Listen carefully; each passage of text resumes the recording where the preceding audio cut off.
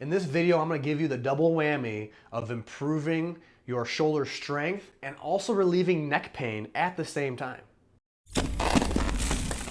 Reach! So you may be wondering why a shoulder strengthening exercise could also relieve neck pain.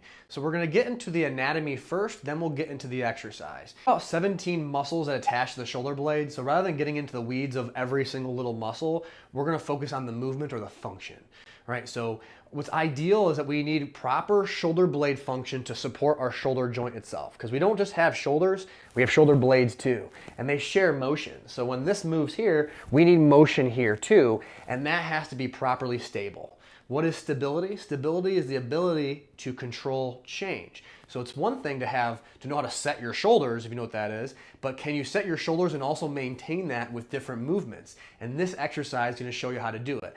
Now, how can you relieve neck pain at the same time? Well, you have muscles up top and muscles down below. We can shrug up and we can shrug down. The shrug up muscles, when those are overused and they get tight, they tend to limit your neck range of motion, cause tightness and pain. So if we can then load our shoulder blades this way and activate those lower shoulder blade muscles that are into your core, as opposed to driving the ones in your neck, we can get some neck pain relief, especially with shoulder-based exercises. Right? Think about it. Would you, if you were playing, tug of war, and you're the anchor point, would you rather have that rope around your waist or around your neck? Obvious answer is the waist, right? So we want to make sure we're loading our shoulder blade into our waist or our core here and not up into the neck. So for this exercise and variations, we only need one piece of equipment, but it might not be the easiest to come by. It is a pull-up bar. So, all right, so if you don't have a pull-up bar, go on to the next video. Or come back later when you get one. But if you have a pull-up bar, what we'll also ideally want to use is like a chair or a bench or something else to prop our feet up, and I'll show you why, okay? So this exercise, we just call it active shoulder hanging because you're literally hanging from your shoulders, but it's active, meaning we're activating the right muscles, okay? So I'll show you what this is all about. So what we're gonna do is grab the bar here. For our purposes, do not do the monkey grip like this. We wanna put the thumbs underneath just so we get proper activation of the shoulders here. So next, I'm gonna bring my feet up here. Why? Because we don't wanna hang like this and have a big old JLo booty arch in our back. We wanna make sure we stay pretty neutral in our core here. And so to do that, we can bring our feet up onto a bench with some support. You can see my back is nice and neutral here. So about shoulders apart, width apart with the hands, not too close, not too far, just right straight above. All we're gonna do is just drop into this position here. Don't go too aggressive.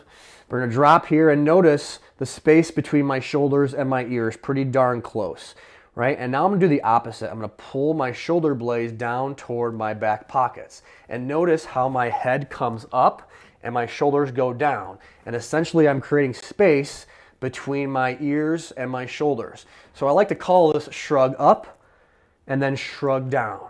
Shrug up, shrug down, right? This might take a little bit of work here, and make sure that you are not, when you shrug up, shrug down, you're not lifting the chest up, right? Because what that is doing this, you're just using a lot of your back here to support that motion. So you really want to think straight up toward the ceiling, straight down to the floor, head through the ceiling, butt through the floor, and use your feet as much as necessary.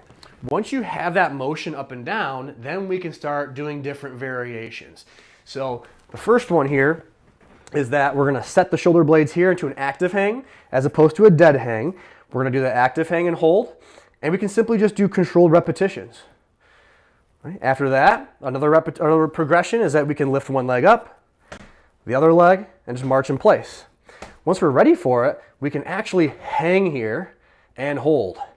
Breathe through it, and don't be surprised if you get pretty tired pretty quickly. It's gonna really help build a lot of strength and stability in all those lower shoulder blade muscles. Some other advanced progressions we can do with this is that once we're hanging here, we can do some dead hang, active hang, up and down, not swinging too much. We can do shoulder rotations like this, and we can do side to side. Now I don't have the stability for this, but you can even do like a monkey hang like this and switch sides. Used to be able to do it in my younger days, not anymore, I'm an old man. And those are a bunch of progressions you can do with sets and reps that this will forever be a good exercise that you'll never, ever outgrow. And this will help you not only improve stuff like your pull-ups and pressing overhead, but that can help us reduce creating neck pain because of doing the shoulder shrug, right? So now let's get more specific with the neck. We're gonna go into our same exercise and we're gonna do the dead hang and then the active hang. With this, just put your feet up here for support and we're gonna work on separating our shoulders from our neck. Now, why is that? Because we have a muscle called the levator scapula muscle that attaches from your shoulder blade to the back of your neck, and we also have the upper trapezius, shoulder blade to the neck. This muscle, or the levator scapula muscle, literally means elevate scapula or shoulder blade. So it does, and also, not only does it raise the shoulder blades, but it also helps you turn your neck. So if you have a lot of that tightness in your neck through here to the traps, like the, hey honey, rub my muscles, that's the levator scapula and the upper trap there. So we can separate the function for the shoulders from the neck by going up on the bar, shrug up or shrug down, shrug up, shrug down, active hang, hold here, and then tuck your chin in. So you're gonna pack your chin in like this, right? And we're gonna do some slow rotations as far as we can go without sticking your chin out. Why? Because when you do this, you're activating your neck abs, called your deep neck flexors, and without overusing the levator scapula muscles. So we're gonna drop down here, pull the shoulder blades down, tuck in, and I'm gonna slowly turn my head to the left, breathing as I do it, and then slowly turn to the right. Good, turn to the left, and turn to the right. I'm already getting tired from doing this, so I'm gonna take a little break. Just so you can see the neck rotations from the front, I'll turn around because you can't get the camera through the wall. So I'm gonna set up here, feet up, dead hang, active hang, right? Shrug up, shrug down. Notice the space that I have here. I'm set, my shoulder blades are good. Now that I have this position, I'm gonna tuck the chin in. Think about the spine being long, like my head's gonna touch the ceiling.